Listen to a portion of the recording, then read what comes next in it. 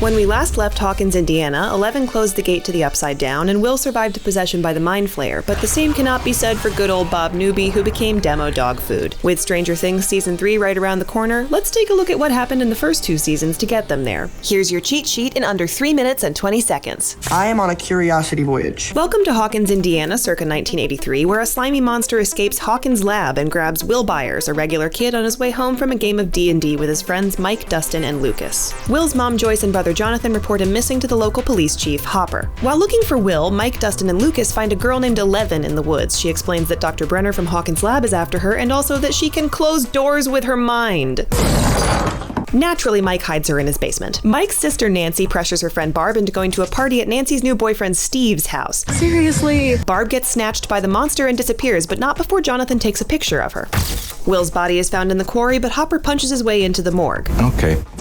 Where he discovers the body's a fake. Joyce figures out that Will can talk to her through Christmas lights. He tells her to run, just as the monster, now known as a Demogorgon, bursts through her wall. Nancy picks up one of Jonathan's pictures and sees the Demogorgon behind Barb. Jonathan and Nancy decide to hunt it down themselves. 11 explains that Will is in the Upside Down, an alternate dimension. Then she breaks up a fight between Lucas and Mike and disappears to steal some Eggo waffles. Mouth breather. Hopper and Joyce pay a visit to a woman named Terry Ives and confirm that she is 11's mother. 11 saves Mike and Dustin from some bullies. She also reveals that she opened the gate to the Upside Down. These are running! Crazy! The kids run from Dr. Brenner, but Hopper and his punching fists rescue them and reunite them with Joyce, Nancy, and Jonathan. They build a sensory deprivation tank in the middle school gym for 11 to contact the Upside Down, and she confirms that Barb is extra dead. Joyce and Hopper head to Hawkins' lab, where they enter the gate, discover Will, and bring him home. Nancy, Jonathan, and Steve lure the Demogorgon to Will's house, but it escapes back to the middle school where it eats Dr. Brenner. 11 destroys it and briefly disappears into the Upside Down, then hides in the woods where Hopper finds her and brings her to live in his cabin. Will is totally fine, except that he's now coughing up slugs.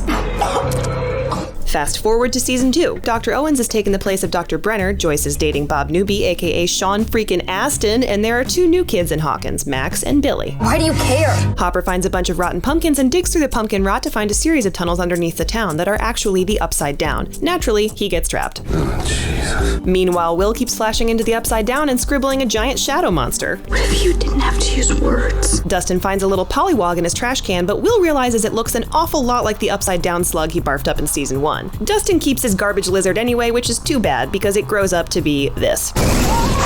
11 breaks all of Hopper's rules and goes to see her mother, Terry Ives. She's able to experience her memories, which includes seeing 11 trapped in a room with another little girl, 8. 11 goes to Chicago to meet 8 and finds out Dr. Brenner might not be dead. You have to confront your pain. Nancy and Jonathan trick Dr. Owens into admitting everything about the Upside Down on a tape recorder, which they then take to their friendly neighborhood conspiracy theorist Murray, who mails out a watered-down version of the tapes to every major newspaper. Oh yeah, and they finally get together. Will flashes into the Upside Down again, but this time when he sees the monster, he follows Bob's advice.